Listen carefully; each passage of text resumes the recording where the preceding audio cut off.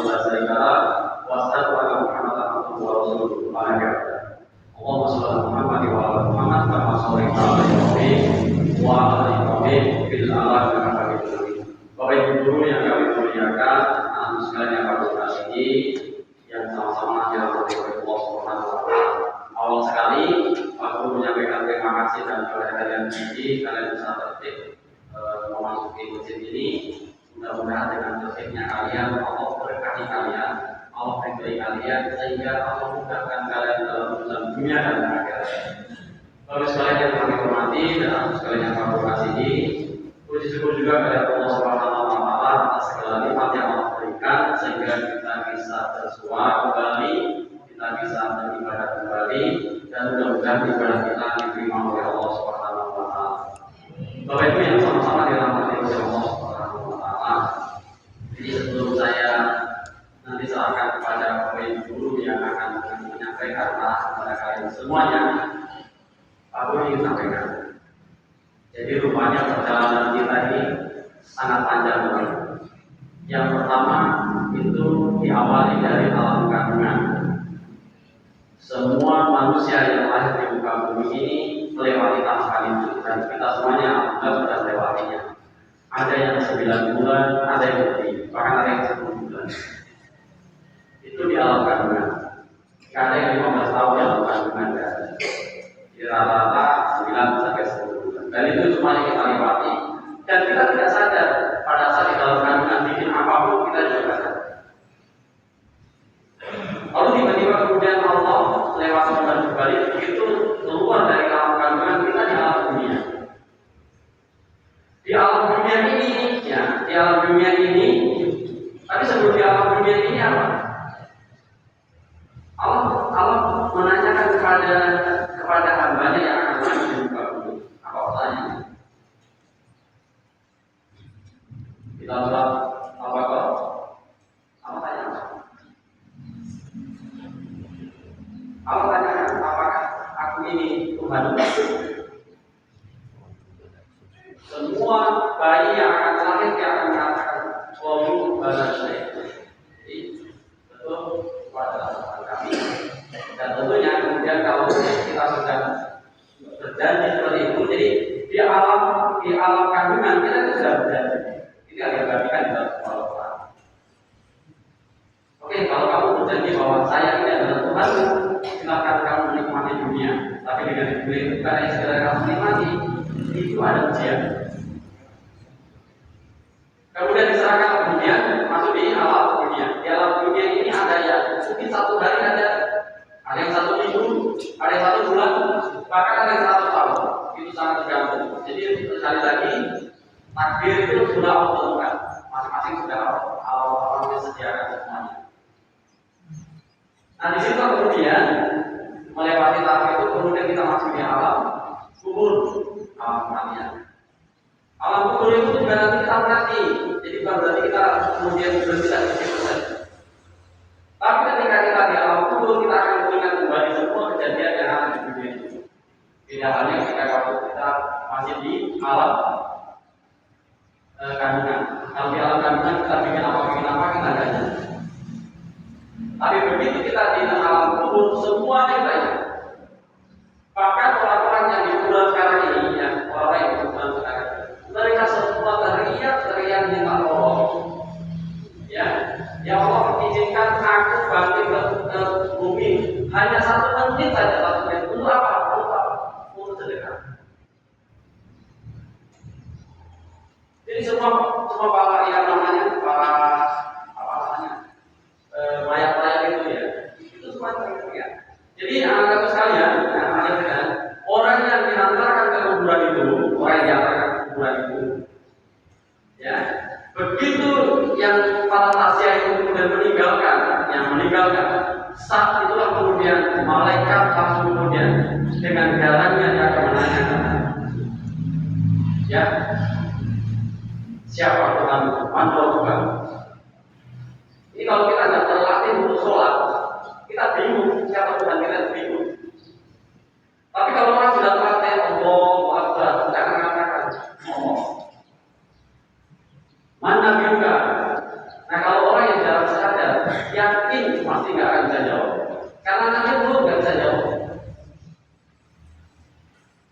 Ya, itu kalau kita nggak jawab, itu hukumannya itu bersih yang betapa menyala-nyala panas di bumi. Ya. Kemudian mandi juga, ini apa agama sampai dan seterusnya. Dengan malaikat yang sangat garang yang belum pernah kalian jumpai sekalipun. Tapi itu pasti. Nah, satu ketika ada anak nakal itu di tempatnya di Bogor, ya, ada anak nakal, ada kiai menyampaikan, ya kalau sampaikan pada santri, nah ingat ya, nanti di yaum kubur itu ada pertanyaan yang sangat dahsyat ketika para manusia itu meninggalkan alam kubur, apa namanya tempat kuburan. Namanya anak nakal dijain. Coba kalau kamu nggak percaya, kamu rekam, kamu tempelkan telingamu di tali. Tapi kalau kamu nggak berani tempelkan telinganya, cukup kamu rekam saja. Dan akhirnya dia bawa tape, waktu itu bawa tape, direkam, masih menggunakan kaset yang meningkat-ningkat.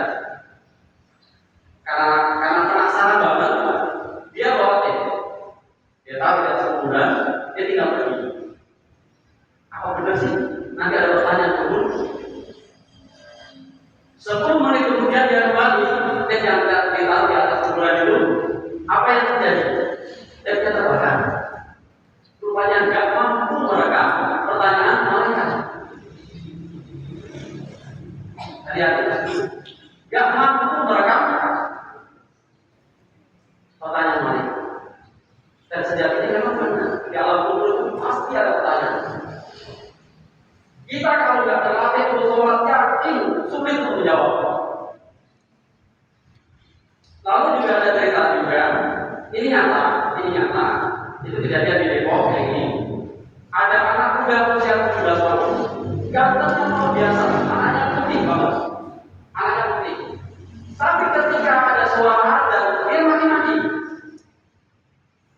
dia gelisah banget. Ya anak kebotor, ceritanya. Nah satu ketika ya dia menyeberang jalan itu tiba-tiba kemudian dihantam mobil, mati orang itu. Nah ketika mati, jangankan mensolatinya, yang datang membunuh saja itu hanya beberapa orang yang datang. Karena apa? Saking nakalnya di kompleks itu. Jadi orang itu bukan datang ngurusin. Karena yang ngurusin jenazah itu sedikit, tidak banyak. Akhirnya yang ngurusin itu sekenanya saja. Di antara kuburan. Sampai di kuburan itu ada dua galian kuburan. Ini bingung. Nah, rupanya diambil salah satu galian kuburan itu. Begitu sudah ditutup, sudah dikubur begitu. Rupanya ada orang yang protes. Rupanya itu salah, kuburan salah. Jadi orang yang punya kuburan gelap yang ini tadi, akhirnya minta tolong, bukan. Ini kuburan si main yang satunya. Dan belum, akhirnya dibongkar itu. Apa yang terjadi setelah dibongkar itu? Ini baru beberapa jam. Ya bahkan hanya beberapa jam dari begitu dibongkar, apa yang terjadi? Malaikatnya, mayatnya itu sudah hangus. Kain kafannya itu terbakar. Mukanya, wajahnya itu sudah tua, sudah berubah sekali. Dan dia semua hampir tubuhnya itu gosong. Nah ini kisah nyata sekalian. Jadi jangan dikira itu main-main. Kalau sesungguhnya kejadian ini menjadikan sebuah hikmah pelajaran buat kita bersama-sama. Oleh karena itu, anak-anak sekalian, ya, cukuplah itu kemudian dijadikan pelajaran buat kita. Ya, nggak usah uji coba lagi. Cukuplah itu pelajaran bagi kita. Seburuk apapun kelakuan kita, sejelek apapun kelakuan kita, minimal ketika waktunya sholat. Ini kok sudah tidur ngobrol sih? Kamu sudah mimpi apa? Jadi depan. kamu dan orang itu. Kalau bisa-bisanya kamu orang itu dari alam kemana gitu. Jadi cepat ini berdiri depan. Aku dan sejarah tempat ya tempat ini. Tempatnya. Masih tidur lagi terlalu. Baik, terima kasih. Kembali. Jadi anak-anak sekalian, terkait dengan masalah sholat ini, jangan nanti kalau sudah baik, baru saya akan sholat. Nggak akan baik. Atau juga ada yang begini, percuma sholat apa aja berjalan. Nggak usah tunggu baik dulu baru kemudian sholat aja dulu pokoknya, sholat aja dulu. Karena sholat itu adalah sebuah proses ya, proses panjang. Bukan tiba-tiba menghadapi sholat langsung baik, belum tentu juga. Yang penting sholat saja. Kenapa?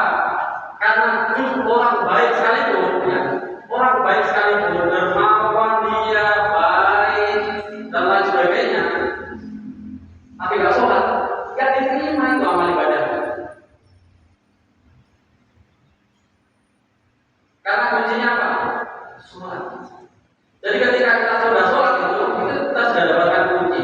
Sama halnya gitu ya anak sekalian. Ini masjid. Kamu sudah bangun masjid ini bagus dan sebagainya. Tapi kalau nggak punya kuncinya, percuma kamu nggak bisa masuk masjid juga. Nah minimal kamu punya kuncinya. Kuncinya apa? Sholat. Dan kalau sholat itu jangan menunggu ikhlas, nggak akan pernah ikhlas. Kenapa kalau sholat tunggu nanti kalau sudah ikhlas? Nggak akan pernah ikhlas, percaya. Sholat itu harus dipaksakan, ya. Sholat itu akan dipaksakan. Kemudian yang berikutnya lagi, kalau rezeki ingin berkah, bukan banyak. Beda ya, rezeki berkah dengan rezeki banyak itu beda. Rezeki berkah itu, kalau kita punya sesuatu itu akan bermanfaat bagi kita. Rezeki banyak belum tentu bermanfaat bagi kita.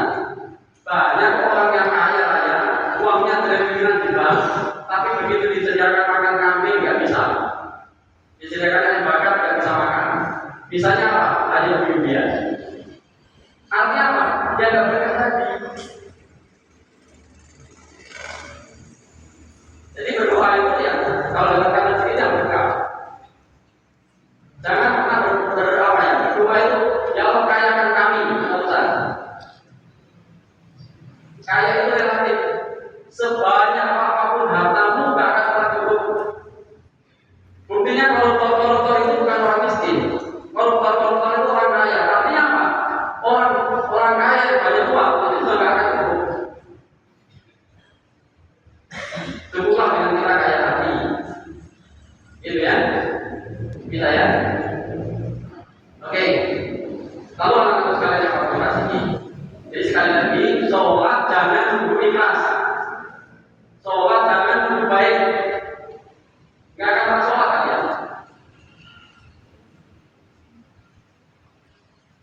Lalu berikutnya lagi, apa yang biasanya yang berusaha lagi sholat, malah sholat itu. Sudah nanti sholatnya di rumah. Jadi sudah di sekolah, sudah pakai sholat, hanya tinggal beberapa menit saja kamu ibu, nggak sabaran, akhirnya pulang. Tidak ada jaminan kamu sampai di rumah bisa sholat. Karena siapa yang menjamin bahwa kita nanti sampai di rumah kita selamat? Jadi kalau begitu waktunya sholat, sebaiknya tunggu dan kemudian sholat. Orang yang kemudian waktunya sholat kemudian lama sholat, rezekinya itu akan dipenuhi oleh Allah. Tapi tentunya rezeki yang berkah, bukan rezeki yang banyak. Jadi kalau kalian ingin dimudahkan oleh Allah, ya, tolonglah ya Allah, intan semua yang cukup. Barang siapa yang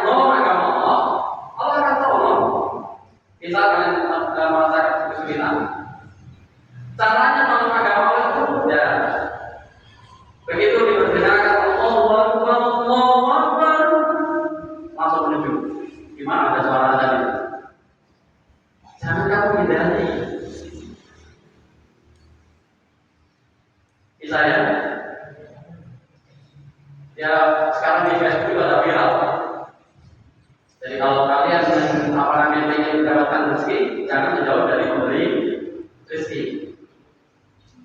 Begitu. Lalu berikutnya apa lagi yang membuat kalian malas sholat kalau biasanya? HP, lalu tanggung, buka lagi, tanggung lagi, sampai akhirnya dari sholat dulu sampai asar lewat. Dan kalau kalian sudah seperti itu, sesungguhnya itu adalah perbuatan syirik. Bisa ya? Perbuatan syirik itu adalah menduakan Allah. Jadi Allah cemburu saja, dengarkan baik-baik. Allah cemburu saja, itu sama saja kamu berbuat syirik. Bagaimana caranya cemburu? Kamu lebih cinta kepada HP, itu Allah sudah cemburu sebenarnya. Kalau Allah sudah cemburu, bukan. Hati-hati ya. Kamu membuat cemburu Allah saja, itu Allah sudah cemburu. Salah satunya adalah menduakan. Main game lagi, tanggung. Waduh, tanggung lagi. Terus sampai akhirnya tua. Itu sejatinya kamu sedang menduakan Allah. Bahkan bukan menduakan, mengesampaikan Allah. Bisa ya? Orang hebat itu yang pinter main HP, pinter main game, tapi begitu ada suara azan, tinggalkan itu semuanya. Bergegas untuk sujud. Karena orang-orang yang tidak mau sujud itu adalah pembangkang. Paham ya? Pembangkang dan sombong. Jadi orang-orang yang berjalan di muka bumi yang dengan kesombongan itu bukan berarti yang aku itu bukan. Orang-orang yang disuruh oleh Allah sholat, orang-orang yang disuruh oleh Allah itu sujud, dia tidak mau sujud, itu namanya apa? Sombong. Ya, Allah sudah kasih kita rezeki yang begitu berlimpah. Contohnya apa? Oksigen. Allah banyak-banyak. Kalau kita begitu nikmati Allah itu kita akan habis. Oksigen aja. Pak Guru kemarin beli oksigen 1 tabung itu harganya sudah ratusan ribu. Itu hanya berlaku hanya beberapa jam. Bayangkan kalau 1 hari kita habis 2 tabung, itu sudah jutaan. Nah sekarang kamu diminta itu tanggung jawab. 1 kali tarik oksigen kamu itu 2 liter. Lalu tarik itu. Tarik keluar itu kan 2 liter. Pertanyaannya, 1 menit kamu sudah berapa kali tarikan? Nah itu kalau dihitung saja, oke, 1 tarikan 1000 saja. 1 tarikan 1000 saja. 1 menit sudah berapa ribu? Itu loh Allah kasih gratis. Allah disuruh, Allah bukan minta nggak susah, sujud saja, nggak lama.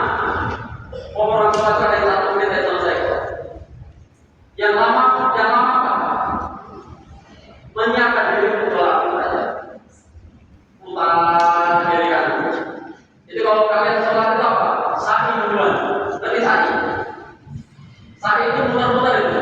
Putar-putar. Ada yang putar ke toilet, ada yang putar ke kantin, ada yang putar ke lapangan. Begitu sampai ke sini, sholat sudah selesai. Padahal sholatnya di sini hanya berapa menit? Paling lama itu 5 menit itu paling lama. Kamu sudah putar ke kios, putar belanja di mana, itu pada berapa? Itu bisa 15 menit. Maka ayo kita gunakan akal logika kita. Jangan gunakan hawa nafsu.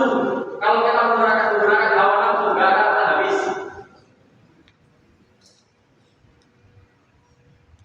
Oleh karena itu anak-anak sekalian yang berkasih, kalau seandainya kita menggunakan akal, insya Allah Pak Guru dan Guru itu nggak akan teriak pada kalian. Ini dia baik sholat nggak perlu. Kalian akan tergetar hatinya sendiri untuk mendekatkan diri bahwa sholat itu kebutuhan saya, bukan kebutuhan Pak Guru, bukan kebutuhan yang lain-lain, dan juga bukan kebutuhan Allah. Allah itu nggak perlu. Kamu mau sholat atau tidak, itu nggak penting. Allah nggak perlu. Nah, yang dipakai Pak Andika yang tidur. Jadi sadar nggak orang tua kan ceritanya sadar. Jadi memang barang-barang memang tidak orang tua. Jadi berdiri. Lewat lewat juga. Sempat-sempat yang tidur itu. Jadi kalau balik-balik sih kalau ya, boleh karena di sini juga apa?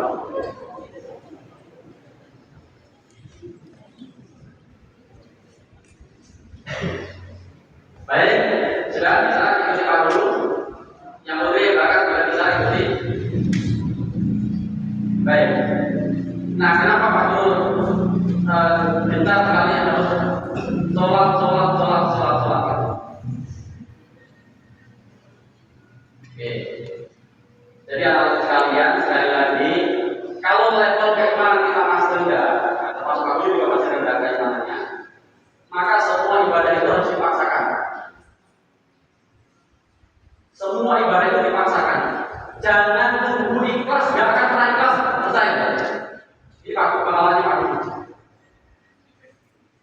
Begitu waktu sholat, rasanya malas badannya. Harus dipaksakan lama. Jangan tunggu ikhlas, gak akan pernah ikhlas. Nanti kalau lama-lama kita terpaksa, bosan juga. Kalau sudah terpaksa bosan, itu pas nanti lama-lama jadi kebutuhan. Oh nggak salahnya. Begitu nanti. Jadi kalau orang sudah nggak sholat, kemudian gelisah, itu ciri-cirinya orang yang mendapatkan keimanan. Tapi kalau orang yang nggak sholat, kok jadi gelisah, nggak ada rasa yang kehilangan gitu, itu kecelakaan. Bangun lagi. Yang perempuan ini, yang terlalu banyak airnya, ada yang 2 bulan haid terus, ada. Bangun tanya, nggak sholat, halangan, tanya lagi, halangan, 3 bulan berturut-turut halangan, ada yang begitu. Tobatan Allah. Aku ini. Bisa ya? Jadi anak-anak sekalian, kalau kamu nggak sholat satu waktu saja, kamu gelisah, kamu rasa sedih, itu namanya keimanan. Berarti Allah sudah titipkan iman di dalam hatimu. Tapi kalau kamu nggak sholat subuh, kemudian jadi biasa nggak ada rasa bersalah, itu kecelakaan. Bisa ya? Karena yang membedakan kafir dan bukan kafir itu hanya apa? Sholat.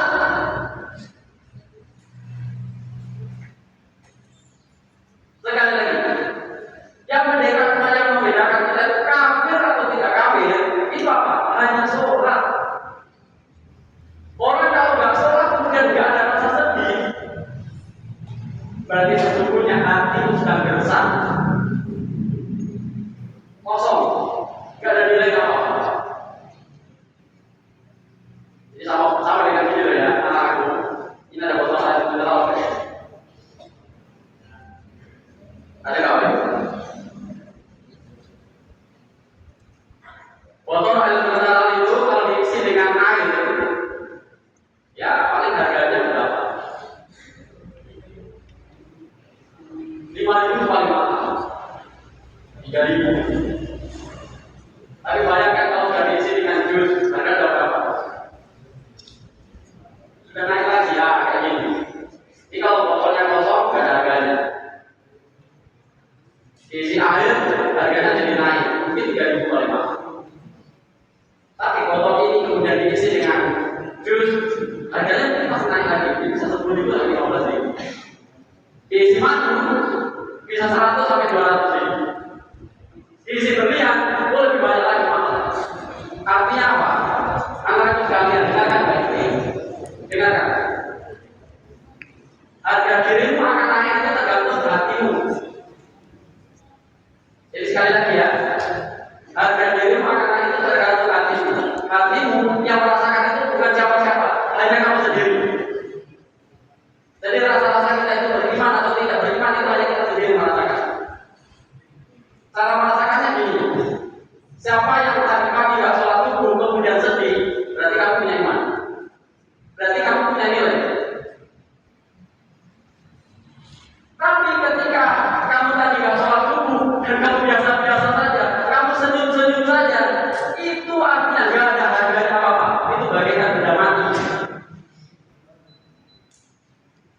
Kamu hidup, tapi sejatinya kamu mati.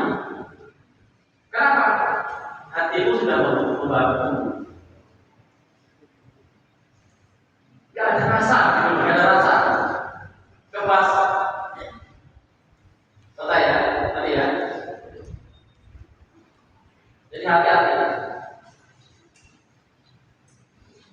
Yang putri tadi ada nggak sholat? Nggak ada kan? Yang putra ada nggak sholat? Kau sangat sadar diri saja. Nah setelah kamu nggak sholat itu tadi pagi, kemudian rasa sedih nggak? Kalau biasa kamu bahkan tertawa sedihnya, sesungguhnya hati itu kosong, nggak ada nilai. Tadi ya.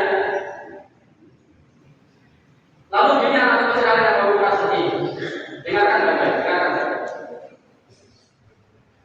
Jangan lupa sendiri. Nanti kalau lupa sendiri, aku kasih mic, kasih kesempatan untuk kamu ceramah 30 menit.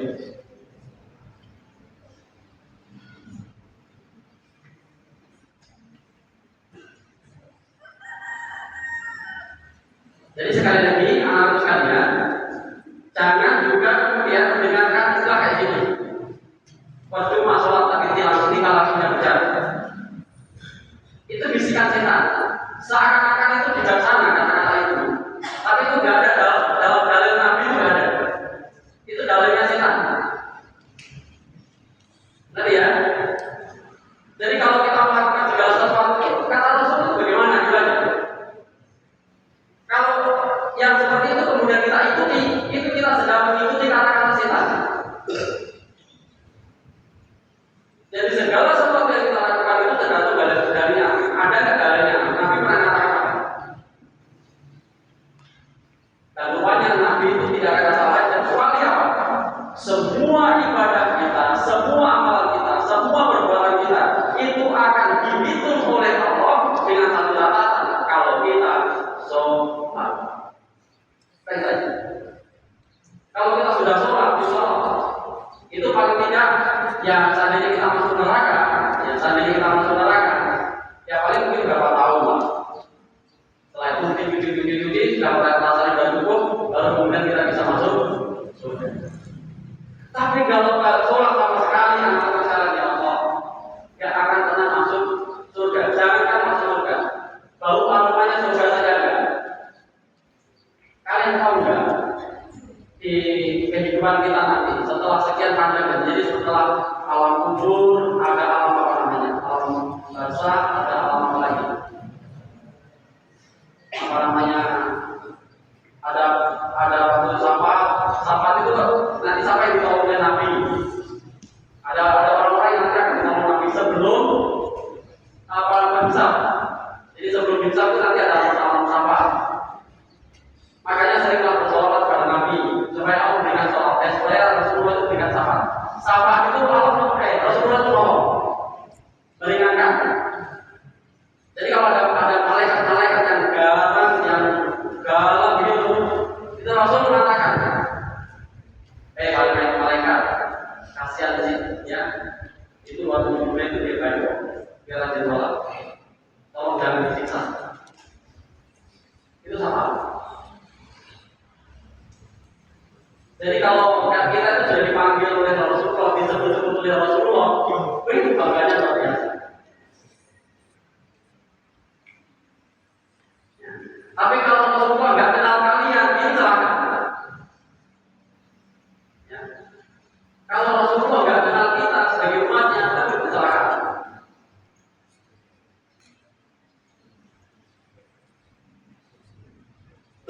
Begitu ya, sekalian Bapak kasih.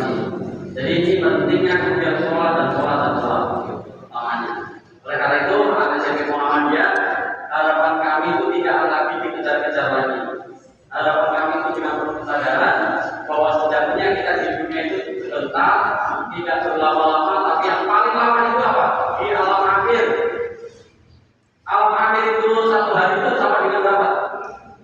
1000 tahun di dunia. Satu hari. Bayangkan. Padahal di surga dan di neraka itu nanti kita sama-sama makan. Jadi kalau di surga, anak-anak sekalian,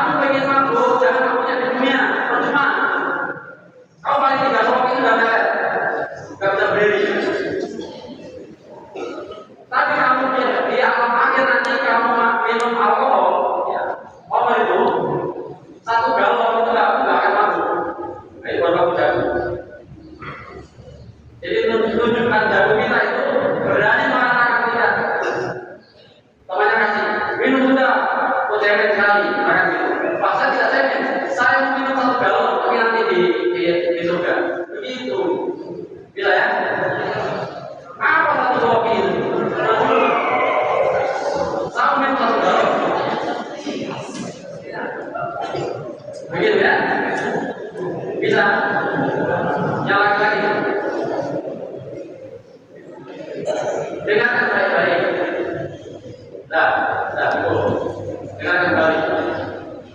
Saya dengar. Kemudian makan apa saja di surga itu nanti bukan kita yang beli ke toko-toko juga. Jadi di surga ada toko, kan ada toko. Yang ada itu pelayan, bidadari. Bahkan kalau yang maksudnya saya 73 bidadari itu melayani setiap saat. Kamu minta apa? Kita ingin. Wah, ilmunya itu enggak ketemu besarnya. Itu datang. Oke. Minta buah apa? Buah apel. Itu satu pohon dia datang. Wah, tinggal pilih. Kamu sambil balik-balik itu madani, sambil peti-peti dan sebagainya. Minta buah apa? Semuanya ada. Bahkan buah-buahan yang tidak ada di dunia di alam akhir itu nanti juga ada. Kurang apa juga? Dan itu setiap hari kamu tidak akan mati setelah itu. Dan itulah kehidupan abadi. Bisa ya? Itulah kehidupan abadi. Sebaliknya di neraka nih, dengarkan baik-baik. Yang putih, dengarkan baik-baik. Yang putih, ayo. Sudah, sama aja. Oke, nanti tahu. Tapi gantian. Jadi di neraka juga sama. Ada makan minum juga. Kalau di neraka minumannya apa? Itu air tanah dan darah yang mendidih, yang baunya sangat menyengat, panasnya agak kecenderungan. Begitu kita minum semakin haus, kita minum semakin haus. Tapi kita pasti minum darah dan nanah. Makan dikasih daging, tapi daging yang busuk. Lapar lagi. Jadi kalau kita di neraka itu hawanya haus dan lapar, tapi kita makan. Tapi di surga dikasih segala sesuatunya, kita makan sedikit sudah kenyang dan nikmat. Nah, sekarang pertanyaan, kamu pilih di surga atau di neraka? Kalau disuruh sholat bagaimana? Sekarang harus disuruh sholat atau sholat sendiri? Harus disolati. Boleh. Daftar ke Pak Guru izin. Saya kalau disuruh sholat kayaknya berat sekali. Pak Guru minta tolong, saya disolati boleh nggak? Boleh. Pak Guru sholati. Jadi yang nggak mampu sholat daftarkan diri. Wali kelas juga boleh, kekasihwan boleh, mereka boleh, kedua kawan boleh. Pak Guru tolong sholati kami. Kami siap sholati. Mau?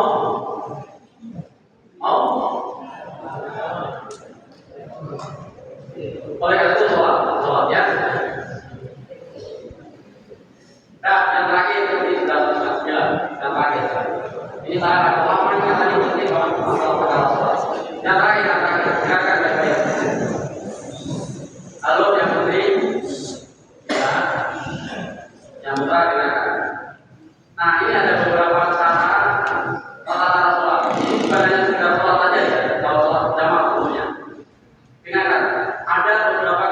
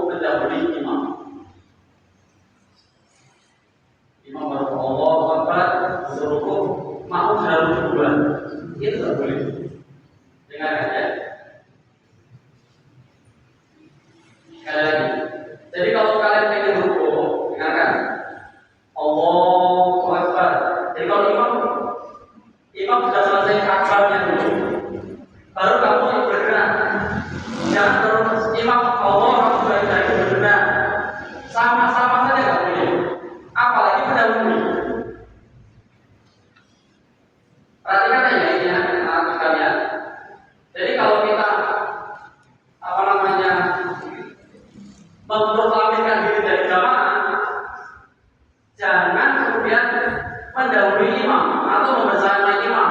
Kalau membersamai imam itu bukan makmum namanya. Ya, makmum itu imam selesai baru kita jalan, itu bunyinya. Jadi kalau misalkan Allahu Akbar, Akbar sudah selesai, baru kamu boleh bergerak. Begitu juga nanti pada saat bangkit. Ini kadang-kadang imam belum selesai, kamu sudah mendahului duluan.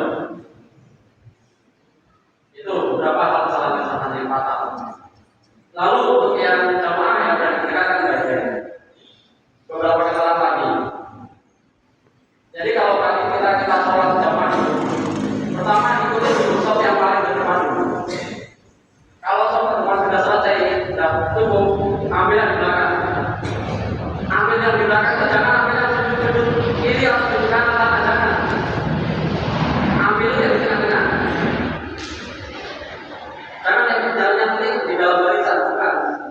Itu beberapa kesalahan-kesalahannya fatal. Ambil yang di tengah. Seperti itu. Jadi banyak hal yang sebenarnya kita jumpai ada beberapa kesalahan-kesalahan yang fatal, tapi itu menjadi kebiasaan. Masih banyak lagi. Oleh karena itu, malam sekalian nanti kalian akan didampingi, ya akan didampingi. Nama-namanya apa?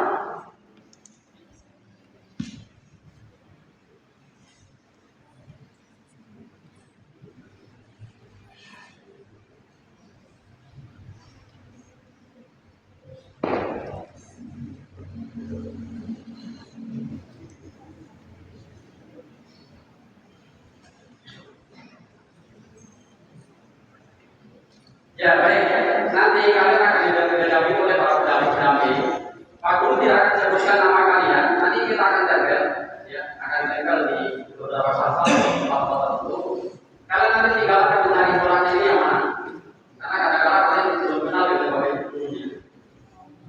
Nah, nanti guru-guru di sini ya, bapak guru di sini nanti akan mendampingi kalian sampai dengan tanggal 25 Februari. Karena begitu tanggal 25 Februari, kalian sudah harus semua hafal dengan bacaan itu dan tahu gerakannya. Itu nanti kalian akan dinilai.